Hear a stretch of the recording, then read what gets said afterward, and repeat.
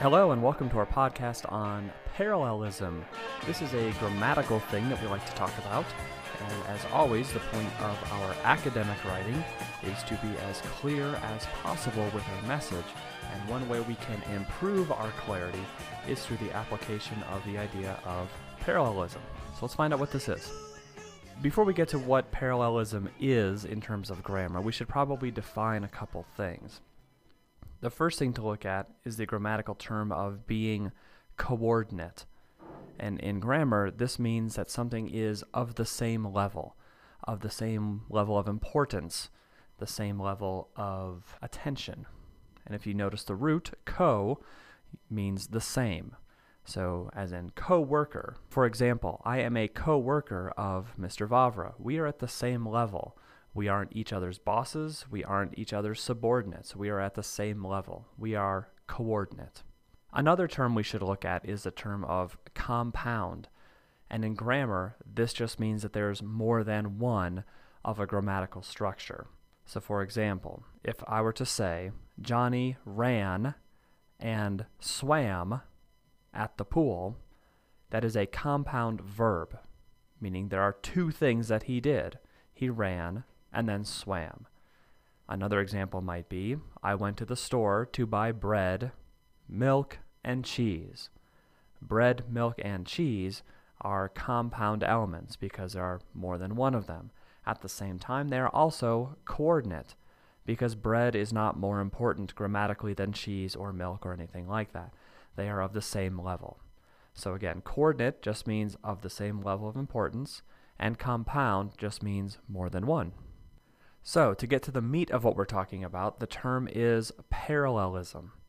And basically what this means is that expressions or ideas that are coordinate and compound, meaning there's more than one, must be expressed in a similar manner.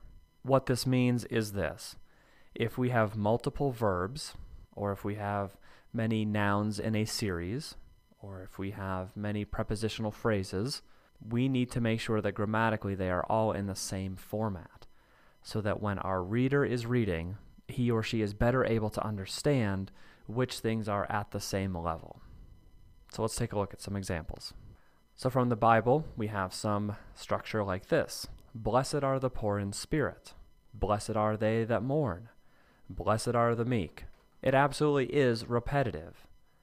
But that repetition provides clarity for the reader. We can see that the poor, the meek, those that are sad, that kind of stuff, are all blessed, and we see that structure repeated time and time again. And so that sets up the beginning of every line, and it does help make that idea clear. So here's some other examples. If you have the structure of in the spring, summer, and in the winter, that is not parallel, because spring, summer, and winter in this case are coordinate, and they're clearly compound because there are three of them. And so to make them parallel, one way we could do that is to say in the spring, the summer, and the winter. And you see in each of these is the repetition of the word the before the season. Another way could be in the spring, in the summer, and in the winter. They are coordinate because they are of the same level. They clearly are compound because there's three. And in these last two examples, we have now made them parallel because they are all preceded by the same building block. It is a little bit repetitive in the spring, in the summer, and in the winter, or in the spring, the summer, and the winter. We could also write it in the spring, summer, and winter, just as long as all three have the same structure. Another example might be something like the French, the Portuguese, and Spanish. Grammatically, this is not parallel, but we could make it parallel by saying the French, the Portuguese, and the Spanish. And so we have all three with the preceding word of the. We could also write all three of them without the. It doesn't really matter how you make them parallel, as long as all two or three or four structures are in the same pattern. The big hint is if we have some sort of compound scenario, meaning that there are many items of similar importance, we need to make them into the same structure. One way to do that might be to repeat an introductory word or phrase in front of the verb or noun or structure. And an example might be this from the kind of joke saying, I love to woo, to wed, to wander, to pay alimony. The content here is basically somebody saying, yes, I love to date people, to marry them, then to cheat, and then you have to pay alimony based on a divorce situation. But grammatically, what this sentence is saying is that it is to woo, to wed, to wander, to pay alimony. They're making it parallel by putting the preposition of to in front of each section. So on this slide, we have some examples of famous statements that basically never existed, because what I have done is taken the famous statements that were in parallel structure and I have made them not parallel. And so your task will be to look at each one and figure out how could we make them parallel. For example, we have nothing to fear but some scary things. I came, saw some stuff. I also won. My friends, the Romans, and countrymen. To be or not.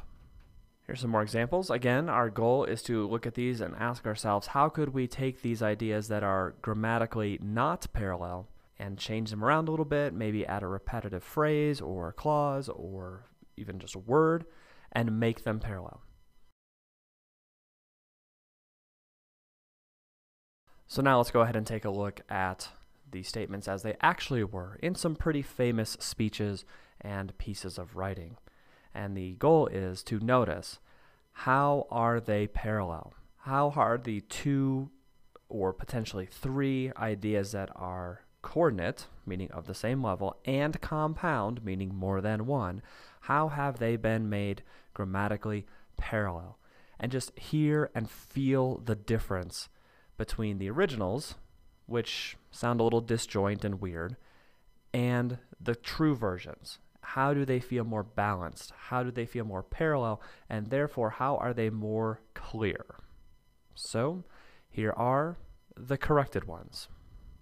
Let me assert my firm belief that the only thing we have to fear is fear itself.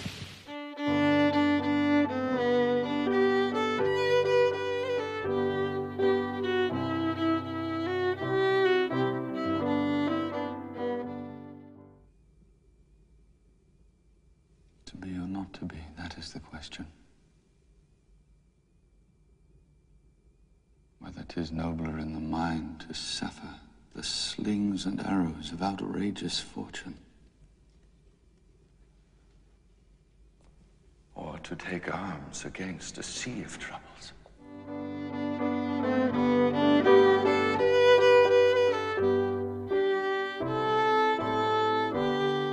And so, my fellow Americans, ask not what your country can do for you.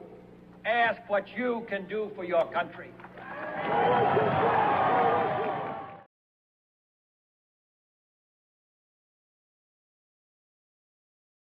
That this nation, under God, shall have a new birth of freedom, and the government of the people, by the people, for the people, shall not perish from the earth.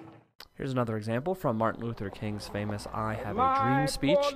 At one point he says, will one day live in a nation where they will not be judged by the color of their skin, but by the content of their character. I have a dream today. Grammatically, you can see the parallelism. By the color of their skin, but by the content of their character. So we have the by the color, by the content repeated. And he clearly could have written by the color of their skin, but by character. But instead, he made sure that it was written in a parallel fashion. And so it does A, sound better, B, sounds balanced, and C, adds clarity. You can see with the two things that he is juxtaposing. Not color of their skin, but by the content of their character. And so you can see the two things that he is comparing. As always, with all grammatical rules in English, there are exceptions. So we want to make sure that we teach you the rules of parallelism first. Then, once you feel like you have a good grasp of those, you are more than welcome to start playing with those, and at times perhaps even breaking them, once you know what is grammatically correct.